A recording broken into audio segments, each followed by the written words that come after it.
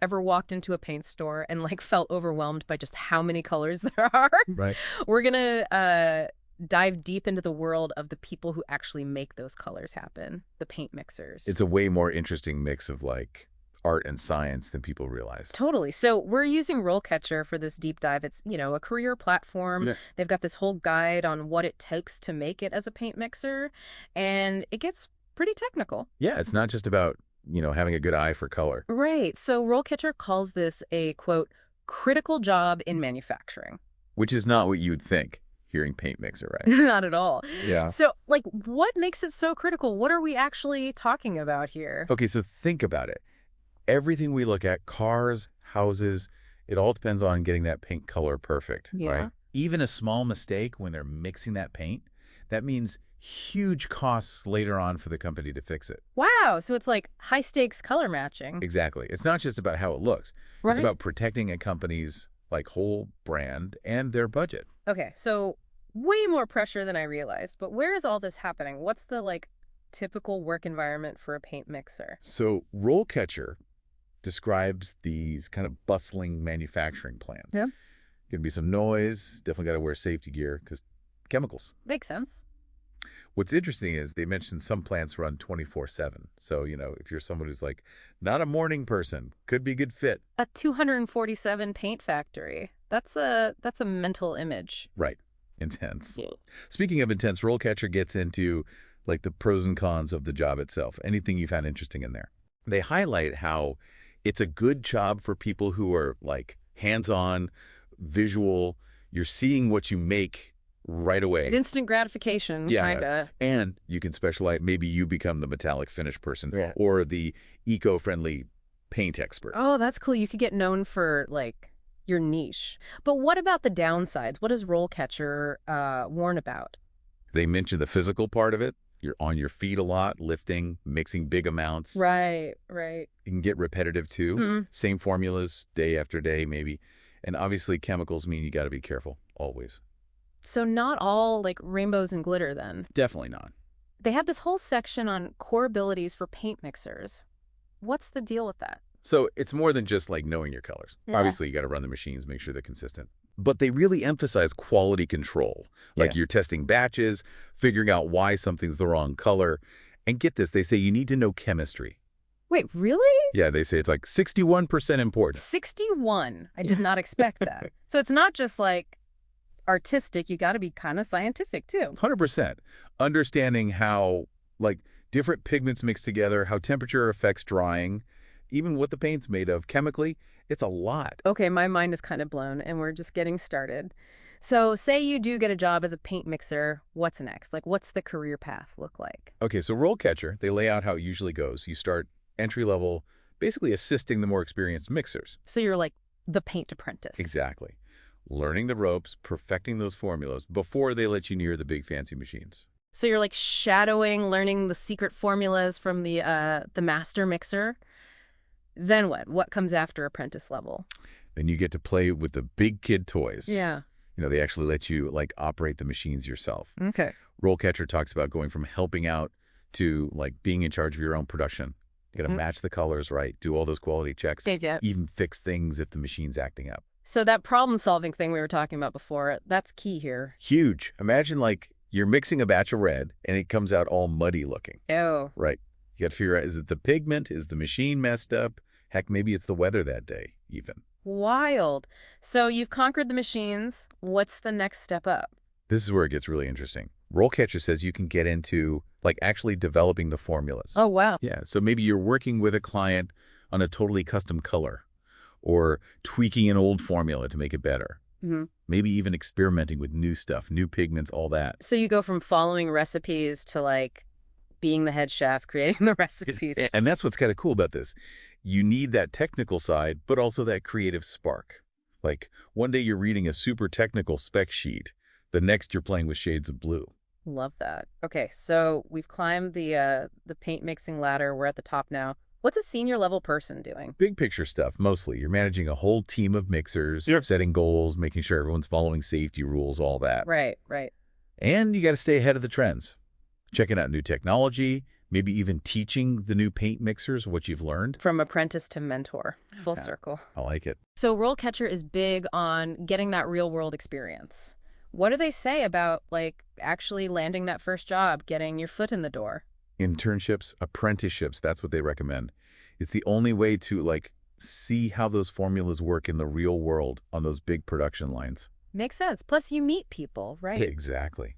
Networking is huge, whether it's your first job or you've been doing this for years. So true. Any other tips from RoleCatcher on how to like stand out from the crowd when you're applying for these jobs? They had this one that I thought was super smart, build a portfolio.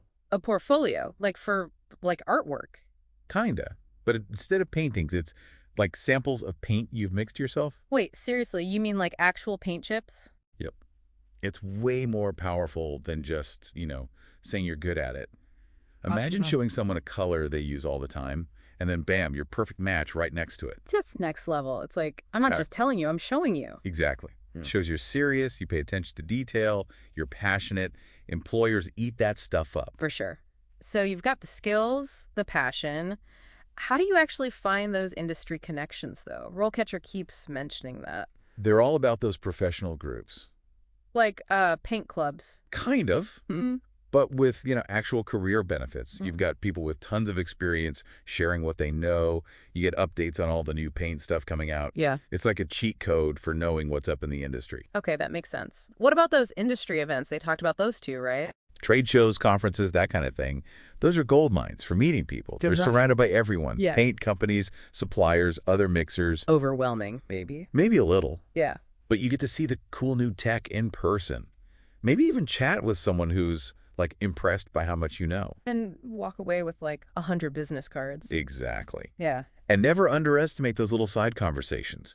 You could pick up a trick for dealing with a tricky pigment or even hear about a job that no one's posted online yet. It's all about who you know, right? Often, yeah. Okay, so we've covered the career path, the hands-on stuff, all that. What does RoleCatcher say about the actual skills you need to like thrive as a paint mixer? They have a whole section on that. And it's interesting, this mix of like technical stuff, being able to analyze things, and then this surprising artistic side. Okay, so what does that look like day to day? Well, first of all, you got to know how to actually mix paint. And there are different kinds, water-based, oil-based. Each one has its own little quirks. Then there's understanding the pigments, the binders, how it all works together, and what to do when a color just isn't right. Sounds like you need a good eye for detail. 100%. Yeah. RoleCatcher, they're big on precision, especially those formulas. Even being a tiny bit off can mess up the whole batch, waste a bunch of time and money. No pressure. Right. But seriously, paying attention to detail is huge. And the analytical part, that comes in with the troubleshooting we were talking about. So like if the paint's too thin or the color fades too fast? Exactly. A good paint mixer can look at that, figure out what went wrong. Thinner, maybe the machine needs adjusting and fix it fast. It's like you're a paint detective, you know? A case of the faded fuchsia, gotta crack this one. Right. You got to think that way in this job, for sure. But then there's the other part, and this might sound weird. It's kind of artistic, too. Okay, now I'm really curious. We've done the science part, now we're getting artsy. What's that mean for a paint mixer? So a really good paint mixer, they don't just follow the instructions. They, like, understand how to make those colors really pop, Okay, yeah. They get how different shades work together, how shiny or flat the paint is, changes things, even how a color looks under different lights. It's like they've developed that instinct, not just matching the color, but making it perfect for what you need. Exactly. And that kind of thing, it comes from experience, from really getting into the whole world of color. RoleCatcher mentions that it's important to stay updated on like the latest trends in paint. I feel like there's always something new. What should people be keeping an eye on? Oh, sustainability is huge right now. Mm-hmm. Everyone wants eco-friendly paints, the low VOCs, natural pigments, that whole thing. Right. So if you're a paint mixer, knowing those formulas, understanding how those are different to work with, that's going to be big. It's like being part of this whole color revolution, making the world prettier, but in a way that's better for the planet too, one shade at a time.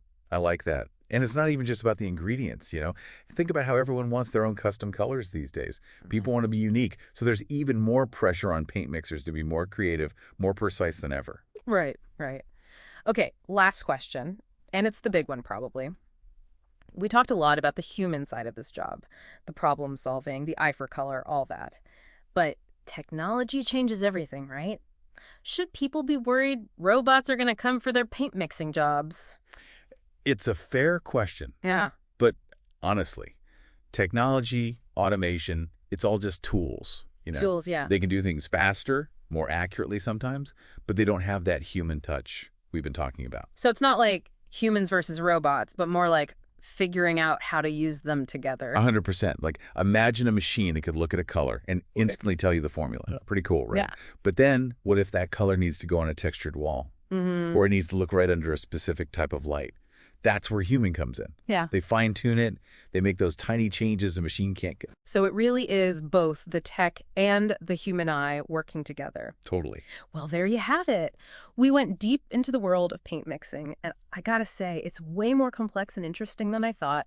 It's a job that takes a lot of different skills, that attention to detail, and honestly, you gotta love color. Absolutely. So next time you see a perfectly painted wall, think about all the work, all the skill that went into making that color just right. Maybe take a closer look at that color. Yeah. Until next time, keep exploring, keep learning, and remember, the world is your canvas.